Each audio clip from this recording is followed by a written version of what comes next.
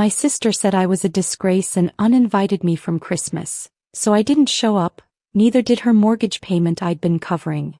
Hello my people. Don't forget to hit subscribe, say hi below and share your location. We love seeing our family from all over the world. Let's get into the story. The phone buzzed during my lunch break. December 15th.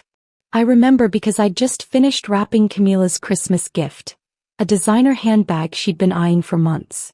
My sister's name lit up the screen and I smiled, expecting holiday coordination talk. We need to discuss Christmas, Camila said, her voice cold as January wind. Sure, sis. I was thinking I'd bring my famous sweet potato pie in. You're not coming. The words hung there like smoke. I set down my sandwich, appetite gone. What? Mom, Dad, and I talked. We don't want you there. You're a disgrace to this family, Doris. Always have been. Her voice dripped with venom I'd never heard before. Showing up without a husband at 32, no kids, working that little nonprofit job while the rest of us are actually successful. My hands trembled. 5 years since Mama and Daddy's accident left them with mounting medical bills, I'd been quietly paying Camila's mortgage. $1,200 monthly. Not once had she thanked me. I'd taken on extra consulting work, skipped vacations, drove a 10-year-old Honda while she posted Instagram photos in her suburban McMansion. Camila, I don't understand. Last week you said. Last week I was being polite. Gabriel and I are hosting his boss for Christmas dinner. We can't have you there bringing down the energy with your sad single woman vibe. It's embarrassing. Something inside me cracked. Not broke, cracked. Like ice before it shatters completely. Is that really how you feel? My voice came out steady, surprising even me. Yes. Lose my number until you get your life together. The line went dead. I sat there staring at that wrapped handbag and laughed. Actually laughed. I didn't cry that first night. Instead, I sat at my kitchen table with 5 years of bank statements spread before me like evidence at a crime scene. $72,000. That's what I'd paid toward Camila's mortgage. Money that could have been my down payment, my dream vacation, my security. My phone kept lighting up with texts from our group chat. Camila had added our parents, her husband Gabriel, and our younger brother Andre. Camila, just talk to Doris. She understands she's not invited this year. Mom, it's for the best. She needs to focus on fixing herself. Dad, maybe this will motivate her to find a husband. Gabriel, my boss is very traditional. We can't have any awkward conversations. Andre, harsh but fair. I read each message twice, memorizing the casual cruelty. These were the people I'd sacrificed for. The family I'd call at 2 a.m. when anxiety kept me awake. The sister whose hand I'd held through her miscarriage 3 years ago, missing my own promotion interview to sit with her in that hospital room. A memory surfaced. I was 8, Camila was 12. She'd pushed me into the pool during her birthday party, knowing I couldn't swim. Laughed while I thrashed. Mama pulled me out, but Camila never apologized. Stop being so dramatic, she'd said. I should have seen the pattern then. My laptop's screen glowed in the darkness. I pulled up my bank's autopay system. 1 click, and that monthly transfer to Camila's mortgage account was gone. Deleted. Cancelled. My finger hovered over the button. Do it, I whispered to myself. Do it, Doris. But I didn't. Not yet. The next morning I called my therapist, Dr. Calhoun. Emergency session. She'd been helping me navigate family dysfunction for 2 years, though I downplayed how bad things were. They uninvited you from Christmas? Dr. Calhoun's eyebrows rose over her glasses. And you've been paying Camila's mortgage this entire time? $1,200 a month. Sometimes more when property taxes were due. Does she know you've been struggling financially because of this? I laughed bitterly. She thinks I'm broke because I'm irresponsible. Last Thanksgiving she told everyone I needed to learn to manage money like adults do. This was at dinner. In front of her in-laws. Dr. Calhoun leaned forward. Doris, what you're describing is financial exploitation combined with emotional abuse. Your family has created a dynamic where you're the problem while benefiting from your generosity. They're still my family. Are they? She let the question sit. Family doesn't just mean shared blood. It means mutual respect, care, reciprocity. What are you receiving from these relationships? I couldn't answer. That afternoon I did something I'd never done before. I pulled up Camila's social media. Really looked at it. There she was, posing in front of her house. The house I was paying for. Designer clothes. Luxury vacations to Turks and Caicos. Posts about manifesting abundance and working hard for everything we have. The comments were full of praise. You and Gabriel are relationship goals. So blessed. You deserve it all, Queen. I deserved it. Me. The disgrace. I took screenshots. Every post. Every humble brag. Every lie. Then I opened my email and began composing a message. Not to send. Just to write. To see the words make it real. Dear family. December 17th. 8 days until Christmas. I woke up to 17 missed calls. All from Camila. Then Gabriel. Then Mama. The voicemails were frantic. Doris, the mortgage company, called. They said next month's payment was cancelled. This has to be a mistake. Call me immediately. Gabriel's voice followed. Your sister is having a panic attack. Whatever game you're playing, stop it. We have a mortgage to pay. Then Mama. Doris Marie Thompson, you call your sister right now. She's crying, saying something about you canceling payments. That can't be true. You wouldn't be that petty. Petty. That word hung in my chest like a stone. I'd actually done it. Late last night, unable to sleep, I'd finally clicked that button. Cancelled the automatic transfer. 5 years of payments, ended in one moment of clarity. My phone rang again. Camila. I answered. What the hell did you do? She screamed before I could speak. I stopped paying your mortgage. Silence. Then, you, what? That's my house. Actually, according to my bank records, I've paid $72,000 toward your house. But since I'm such a disgrace, since I'm such an embarrassment, I figured you wouldn't want money from someone bringing down your energy. Doris, you can't do this. Gabriel and I have a budget. We planned everything around. Around my money? The words tasted like freedom. Around the monthly checks from your disgraceful sister? This is different. This is my home. And Christmas is my family. Or was. Until you decided I wasn't good enough to breathe the same air as Gabriel's boss. I didn't mean, she started, voice shifting to that manipulative sweetness I knew too well. Yes, you did. You meant every word. I hung up. My hands were shaking, but I was smiling. Drop a like if you think she did the right thing. The family group chat exploded. I watched the messages roll in like a tsunami, each one revealing more than they intended. Camila. Doris canceled the mortgage payment. He's trying to ruin my life. Mama. What mortgage payment? Camila. She's been helping us out. But that doesn't give her the right to just stop. Dad, how long has this been going on? Gabriel, that's private. The point is she's being vindictive. Andre, wait, Doris has been paying your mortgage? The same Doris you just called a disgrace? I smiled. Andre, the baby of the family, finally asking real questions. Mama. Camila. Nicole, answer your father. How long? Camila, 5 years. But it's not what it sounds like. Dad, 5 years? That's over $70,000. Gabriel, we were going to pay her back eventually. The lies kept coming. I screenshot everything. Then I opened my laptop and pulled up the spreadsheet I'd created last night. Every payment, dated and categorized. I added up consulting fees I'd taken specifically to cover Camila's mortgage.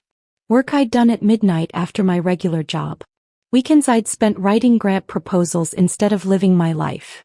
Then I calculated what that money would be worth if I'd invested it. $98,000 with modest returns. I typed a response in the group chat. Me, since we're sharing, here's the full breakdown. Attached is 5 years of payment records. That's $72,000 I paid while Camila told people I was financially irresponsible. While she posted vacation photos. While she called me a disgrace for being single. I attached the spreadsheet. Me, I was good enough to fund your lifestyle but not good enough to attend Christmas dinner. That tells me everything I need to know about my worth in this family. The chat went silent. 30 seconds. A minute. Then Mama called. You should have told us, Mama said, her voice tight. Would it have mattered? I was sitting on my apartment balcony watching December rain turn the city gray. Don't be disrespectful, Doris. I'm not. I'm asking a genuine question. Would it have mattered? Because last week in that group chat you agreed I was the problem. You said uninviting me was for the best. Silence stretched between us like all the years I'd swallowed my hurt. Your sister is under a lot of stress, Mama finally said. Gabriel's job, the house, trying to keep up appearances. Appearances I was funding. That was your choice. The words hit like a slap. By choice? Mama, you called me 2 days after they bought that house. Said Camila was crying, scared they couldn't afford it. Said she needed her big sister. Said family helps family. Those were your exact words. I didn't tell you to pay for 5 years. No, you just kept calling every time they struggled. Every property tax bill. Every time Gabriel was between contracts. And I paid because that's what family does, right? That's what you taught us. Watch your tone. Or what, Mama? You'll uninvite me from another holiday. I heard her breath catch. A memory surfaced. I was 16, got a full scholarship to a prestigious university. Camila had cried all night because her grades weren't good enough. The next morning, Mama sat me down and suggested I go to community college instead, so Camila wouldn't feel bad about herself. I'd gone to community college. This isn't who we raised you to be, Mama said. Spiteful. Using money to hurt your sister. You raised me to be a doormat. There's a difference. I hung up before she could respond. Gabriel showed up at my apartment that evening. I watched him through the peephole, debating whether to pretend I wasn't home. His expensive suit was rumpled, his face red with anger. I opened the door but kept the chain lock engaged. We need to talk, he said. No, we don't. Doris, be reasonable. You're destroying my family over a tantrum. Your family? Interesting. Because last I checked, Camila just destroyed our family by calling me a disgrace. She was stressed. She didn't mean it. She meant every word. You both did. I started to close the door but Gabriel pushed against it. Listen to me. I have a reputation to maintain. A career. My boss is coming to dinner, and if we lose the house because you're being petty, it reflects poorly on me. Then pay your own mortgage. His face darkened. You think you're so smart? So independent? You're 32 and alone. No husband. No kids.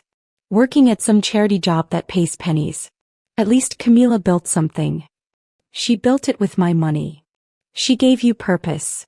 Gabriel shouted. What else were you going to do with it? You're not saving for anything. No wedding. No kids. Your money was going to waste. The words echoed in the hallway. Finally, the truth. This is what they thought. This is what they'd always thought. My money. My purpose. My choice, I said quietly. And I choose me now. You'll regret this. When you're 50 and completely alone, remember this moment. Remember when you threw away your family over pride. I'm not throwing them away. You all threw me away first. I closed the door. Locked it. Slid down against it and finally let myself cry. But they weren't sad tears. They were free tears. December 19th. I found the letter in my mailbox mixed between Christmas cards from friends who actually valued me. Official bank letterhead. My stomach dropped. The letter was addressed to me but referenced a loan application. Co-signed. My name was on it. I called the bank immediately. There's been a mistake. I didn't co-sign any loan. The representative clicked through her computer. According to our records, you co-signed a home equity loan for Camila and Gabriel Peterson 18 months ago. The account is current, but I never signed anything. More clicking. I'm showing an electronic signature. The application was submitted online using your email address and social security number. My blood ran cold. That's identity theft. Ma'am, if you're claiming fraud, you'll need to file a police report. And how much is the loan? $45,000. I sat down hard on my couch. $45,000. They'd taken out a loan in my name. Used my credit. My identity. My trust. That evening I drove to Camila's house. The house I'd been paying for. The house they'd used as collateral to steal from me. Christmas lights twinkled on perfectly manicured bushes. A wreath hung on the door. Through the window I could see the glow of their television. I knocked. Gabriel answered, surprise flickering across his face before settling into annoyance. What now? The home equity loan. The one you forged my signature on. His face went pale. I don't know what your... $45,000. My name. My credit. My signature you faked. I held up the letter. Want to keep lying or should we call the police now? Camila appeared behind him. Doris, let me explain. Explain fraud? Please, I'd love to hear this. We were going to tell you, she said, tears already flowing. Those manipulative tears that had worked on me my entire life. We needed it for repairs. The roof was leaking and... You needed it for your Turks and Caicos vacation. I saw the Instagram post. Waterfront villa. Bottle service. All in March, right after you got that loan. Mama called an emergency family meeting at her house. December 20th. Everyone would be there. We're fixing this as a family, she said, as if showing up would magically erase fraud and betrayal. I arrived last. They were already seated in the living room. Mama and Dad on the couch, Camila crying in the armchair, Gabriel standing behind her like a bodyguard, Andre on the love seat looking uncomfortable. Sit down, Doris, Dad said, gesturing to the empty chair. The chair facing everyone else. Like an intervention. I remained standing. This should be interesting. We're here to resolve this situation, Mama began. Families fight, but we don't destroy each other. I didn't destroy anything. I stopped being destroyed. Oh please, Camila sobbed. Stop playing victim.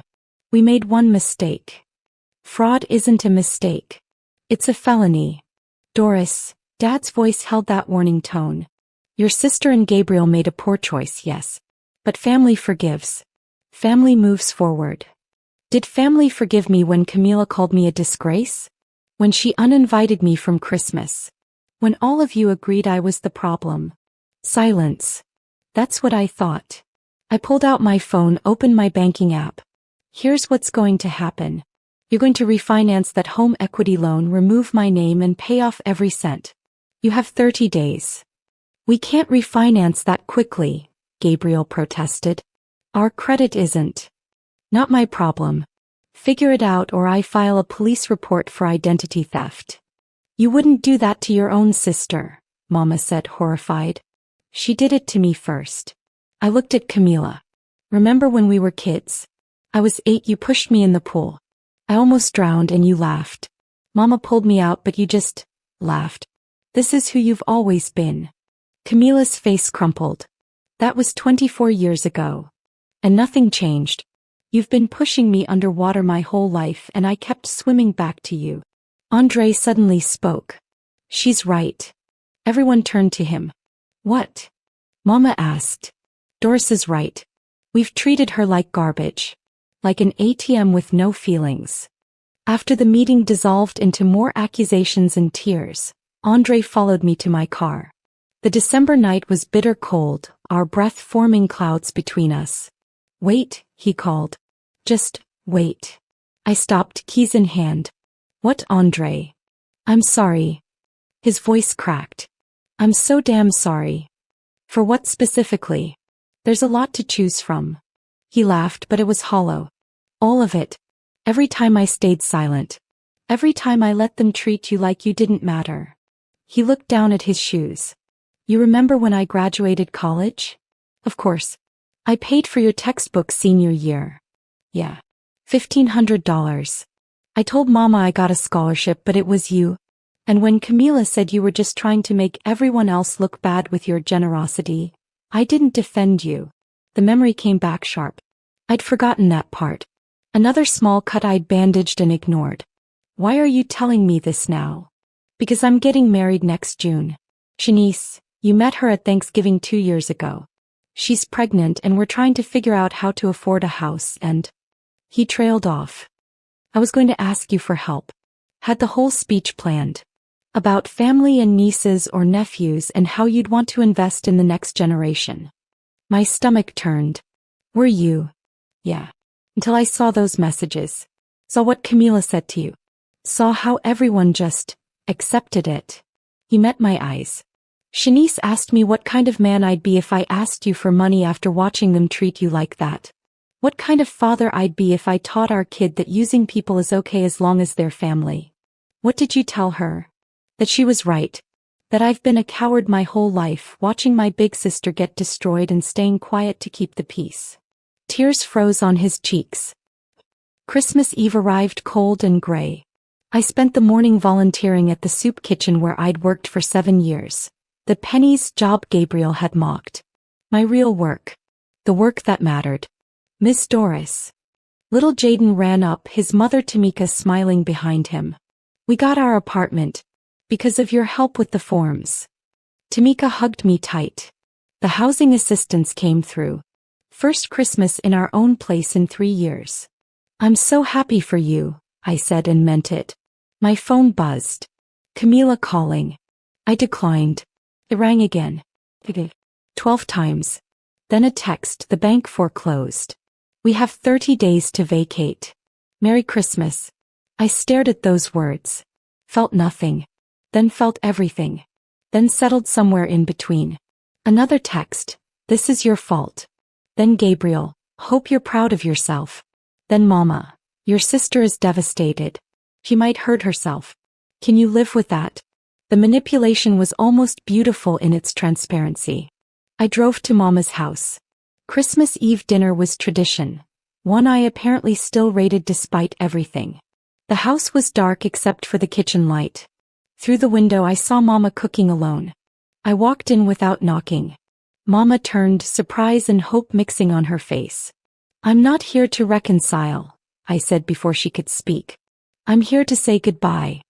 Doris. No. You need to hear this. You taught me that family means sacrifice. That love means giving until there's nothing left. That being a good daughter, a good sister, meant erasing myself to make space for everyone else's needs. That's not. It is. When I got that scholarship and you asked me to give it up for Camila's feelings. That was the first time. But it wasn't the last.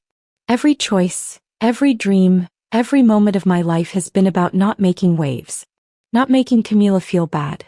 Not upsetting the family balance. Mama's hands trembled. I did my best. Your best taught me I didn't matter. Christmas morning. I woke up alone in my apartment. The first Christmas alone in 32 years. I made coffee, watched snow fall and felt peaceful. My phone stayed silent until noon. Then Andre called. Merry Christmas, he said softly. Merry Christmas. They're at Mama's. Camila hasn't stopped crying. Gabriel is on the phone with lawyers. Dad's pretending everything's fine while drinking bourbon at 11 a.m. And you? I'm at Shanice's parents' house. Told them I needed space from the chaos. He paused. I'm proud of you. I know that doesn't fix anything, but I needed you to know. Thank you. Doris? The loan. The house. That wasn't on you. They had 6 months of missed payments before the foreclosure. It wasn't just you stopping the mortgage payments. The words hung there. What? Gabriel got fired 8 months ago. He's been lying about it. They've been living on credit cards, the home equity loan and your money. You pulling out just exposed what was already crashing. My free hand pressed against my chest. Does Mama know? Now she does. Camila told her everything this morning. Gabriel was gambling. Online sports betting. That's where the loan money went. That's why they really needed your payments. They were covering his debts. I sat down hard on my couch. All of it. Everything. Built on lies and my money. I need to go, I whispered. I understand. But Doris? You didn't destroy this family. They destroyed themselves long before you fought back. After he hung up, I looked around my small apartment. My humble, honest life.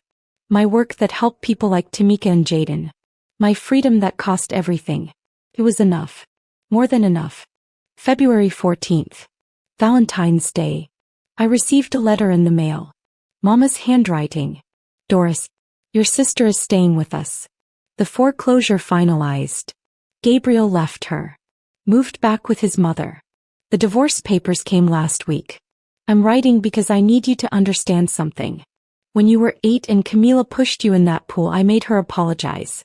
Do you remember? You don't because you were too busy forgiving her. That's who you've always been. Quick to forgive, slow to protect yourself. I failed you.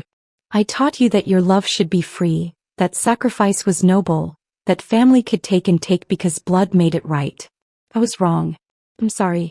Not because everything fell apart, but because I waited until it fell apart to say it. Camila asked me to write this. To tell you she's sorry. To beg you to help her again.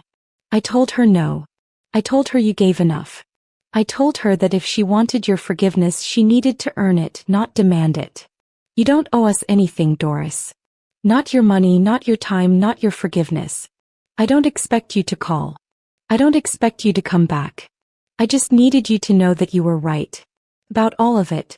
Love, Mama. I held the letter for a long time. Watched the paper wrinkle under my tears. Dr. Calhoun's words echoed.